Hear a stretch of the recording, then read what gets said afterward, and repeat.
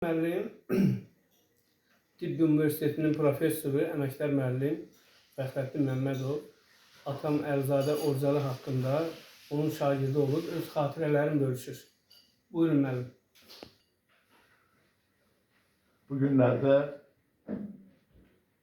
ən əziz müəllimin, Orcalı müəllimin 100 illiyi tamam olur, yubileyi tamam olur. Çox təəssüf edirəm ki, bu yubileyi biz Orcalı müəllimsiz qeyd edirik. Orcalı müəllim həm müəllim idi, həm elin ağsaqqalı idi. Çox böyük hörmətə və nüfuza malik bir adam idi. Orcalı müəllim mənə 1-ci sinifdən dərs deyib. Tək mən deyiləm. Onun mənim kimi yüzlərlə şagirdi hal-hazırda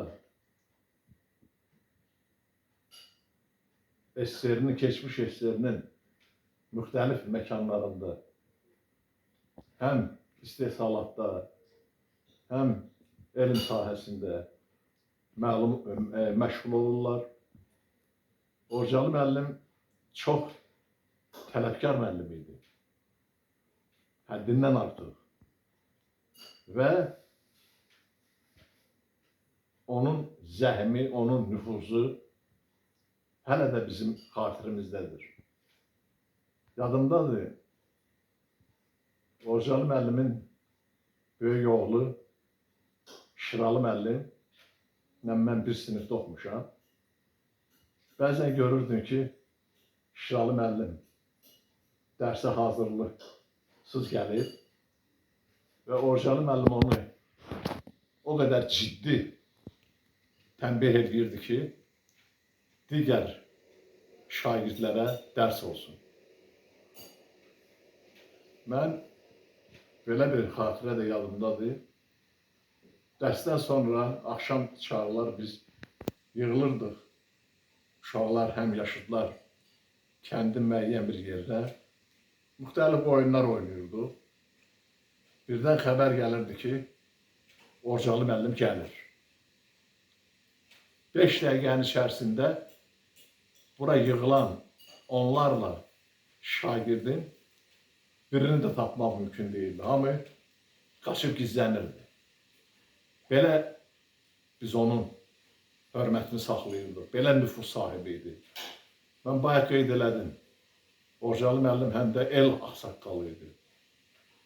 Bu kəndə Orcalı müəllim su çəkdirdi 80-ci illərdə. Sonra Orcalı müəllim bu kəndə yol çəkdirdi. Ümumiyyətlə, öz həmkəndlərinin, elin, obanın xeyrində, şərində yaxından iştirak edən bir ziyalı idi. Tək mən yox, Orcalı müəllim kimə dərs deyibsə, onun əziz xatirəsi həmin şagirdinin qəlbində yaşayıb və yaşayacaqlar. Mən bugün özümü çox xoşbəxt hiss edirəm ona görə ki, əziz müəllimin 100 illik yaşını digərləri kimi mən də qeyd edirəm. Çox sağ olun. İşarəli başlayayım. Müəllim, çox sağ olun, təşəkkür edirəm. Gözəl xatirələrinizə görə, müəllimə sayğınızı, hörmətinizi göstərdiyinizə görə minnətdaram.